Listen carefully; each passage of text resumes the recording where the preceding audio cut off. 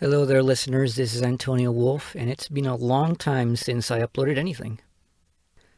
It's not for lack of wanting, and it's, believe me, not for lack of content.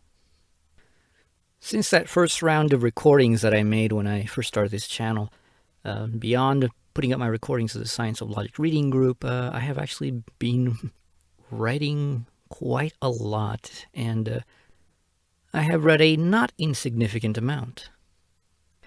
Yes, it's still mostly Hegel. That's just the way of things. It's pretty much the only thing that I have time for. I have, however, read a little bit here and there of other philosophers, most particularly Deleuze and Fichte. But that little bit that I have read of Hegel has been significant. It hasn't been very in-depth. I can't claim to have been reading entire books. I just don't do that, especially with Hegel. But I have read the introduction to the philosophy of history. I have read the first 3 chapters of the philosophy of history. I have read the introduction to the aesthetics. I have read the introduction and the first couple of chapters of the philosophy of nature. And whenever the heck I find it, I will be reading the introductions to the philosophy of religion. I have also read the introduction and preface to the philosophy of right. The point is, I have read a bit more of Hegel, and you would think that just reading the introductions, you wouldn't get much out of it, right? But it's Hegel. The truth of the matter is that you can get an immense amount from just the introductions if you know what you're looking for. So anyways, in the little bit of reading that I've done, I have figured out some things. I have confirmed some hunches that I had just simply going by my intuitions of what things might look like at a certain point, and in reading the actual introductory works on that and what Hegel says, I was vindicated in more than a few of my assumptions, which definitely was fascinating, even when you see it coming. Well, actually, especially if you see it coming, when Hegel finally says what's been on your mind, what you have thought before he has said it, it's amazing. It's a high. Can't deny that it's fun and go, wow, I really did follow it.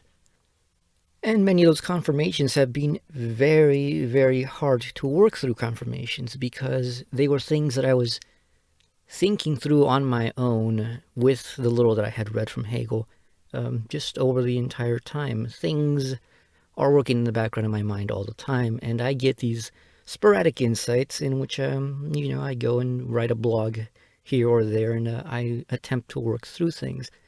Quite a few of those things actually were in the original works that I had read. For example, just in the beginnings of Science of Logic, Hegel says a lot of curious things which at first do not strike you as much of anything the first times you read it, or the second time, or the third time, and they don't really strike you until you spent a good amount of time just thinking about the method, thinking about concepts.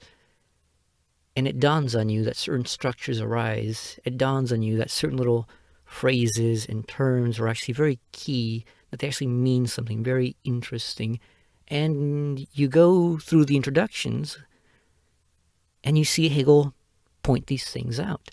You see Hegel, for example, talk about the reflexivity, the mirroring aspect of the concept. You see him talk about the methodologies. You see him talk about the meaning of certain relations. For example, when I had just known that by beauty Hegel meant only the idea in sensuous form, simply thinking that out, without even touching the actual aesthetics, I started writing out something that ended up being a monstrous work, and that I realized, wow, that's really going to take a lot to unpack. A lot of the things that I had worked out for myself simply going off of that basic, vague notion. When I read the introduction to the aesthetics, right off the bat, it confirmed exactly everything that I had thought about it, to a point. I don't claim that I had solved everything out of it. As a matter of fact, it was highly abstract, very, very simplistic, incomplete.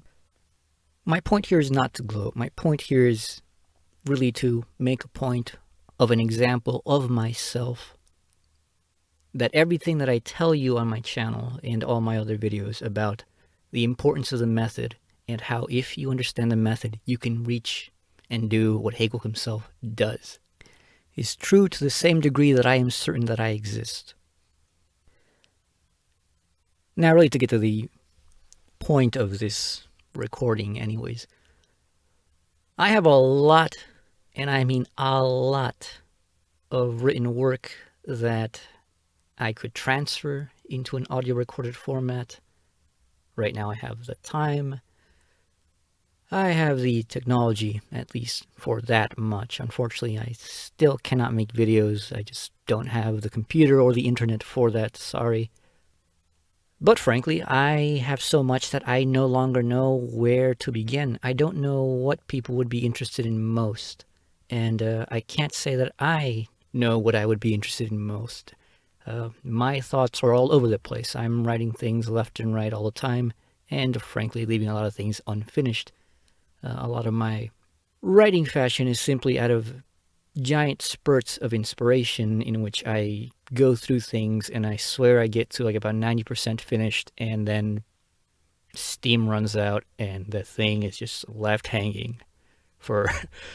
I've had some articles that are like about 5,000 words plus that have just been sitting on my blogs unfinished for about almost 2 years. So to those who keep an eye on my channel, for those who have any interest in learning about Hegel and who find my approach helpful or interesting, I have a question for you. What do you want to know about? Because frankly, I can answer a lot of things. You know, if you're not a Hegel specialist, you're usually not going to be asking things that only Hegel specialists know. And I don't consider myself a Hegel specialist, but you know, I suppose to some degree I am. However, I find that for the most part, when I see a lot of people ask questions online, I usually have some sort of response to what they want to know. So that's it. What would you like to see on my channel is basically it. Would you like to see more introductory stuff? Would you like to see more explanatory stuff in depth? Would you like me to go over certain sections, certain concepts? Whatever it is, let me know. Do you want my opinions? Because if you want my opinions, I can record my opinions till God knows when. I have a lot of opinions on just about everything, and they're usually, admittedly, not the most informed, but they are definitely not uninformed. Even when I have no clue what you're talking about, I can still go and Google it, look at basic things. No, I don't just stop at Wikipedia. I actually try to look at things with quite a bit more depth if I take the question seriously. And if people ask questions, I assume they want me to take them seriously. So you don't even have to ask about Hegel questions. As a matter of fact, you can ask me about general philosophical questions. Ask me, well, what do you think about subjectivity? What do you think about purpose? What do you think about free will? What do you think about time, space, physics? You name it, I've got something to say, and I have quite a bit to say about it, which is reasonable. So that's that. If any of you have any interest whatsoever in responding, please respond in the comments. Let me know. Let me know, and I will work on it.